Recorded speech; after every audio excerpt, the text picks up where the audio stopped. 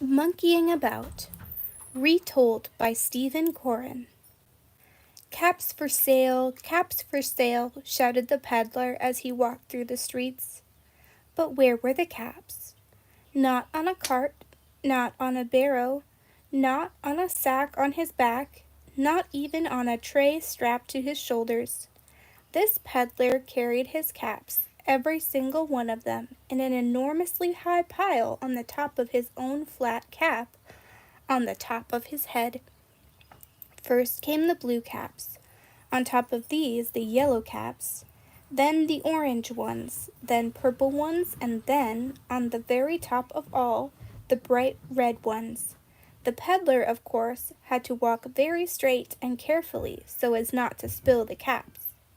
Usually the peddler did quite a good trade, for people were amused by the way he walked, and by the clever way he could pick out any color a customer chose without even looking up or upsetting the pile. What happened was he used a special little stick with a flat top, and, with this in his left hand, he held the whole pile balanced while his right hand skillfully whisked out the color required. His right hand seemed able to stretch very high up indeed. One day, however, for some odd reason, not a single person came out to buy a cap. The peddler walked up and down the streets, back and forth, shouting, caps for sale, at the top of his voice. But there were no customers. At last the peddler thought to himself, well, one gets good days and one gets bad days. Anyway, this will be a good chance for me to take a rest and enjoy a snooze in the fresh country air. So off he set to a nearby wood. He sat himself down very carefully, leaning his back against the trunk of a stout oak tree, and within seconds, believe it or not, he was fast asleep in the warm sunshine, the caps still piled high on his head. How long he slept he had no idea, but when he awoke he straightway put up his hand to feel for his caps.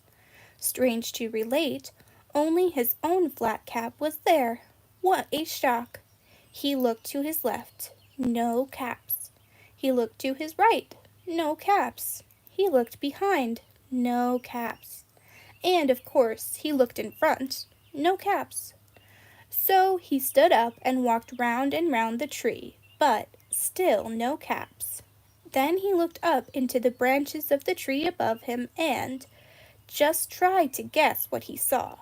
Monkeys, monkeys, monkeys and monkeys, chattering their heads off and laughing with great glee. And every monkey had a cap on his head.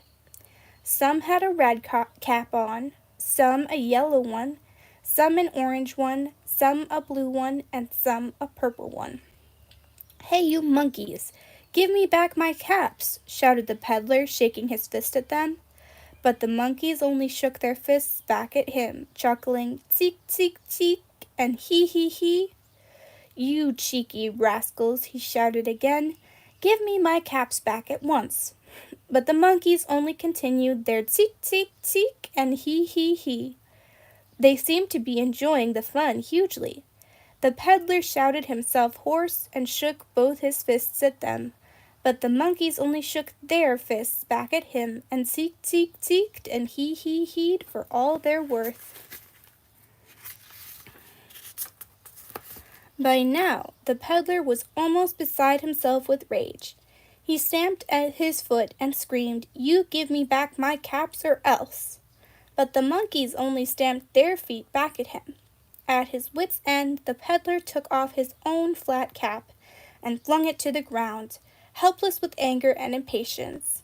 And just as he was about to walk away, the monkeys did exactly as he had done. Each one pulled off the cap he was wearing and threw it to the ground. Down came all the caps, yellow, orange, blue, purple, and red, scattered all over the place. What copycats! Or should we say, what copy monkeys? The peddler picked them all up, one by one, and placed them on top of his own flat cap as before. The blue, the yellow, the orange, the purple, and the bright red. He then walked back into the town, up and down the streets, merrily shouting, caps for sale, And this time he was lucky. He sold the lot.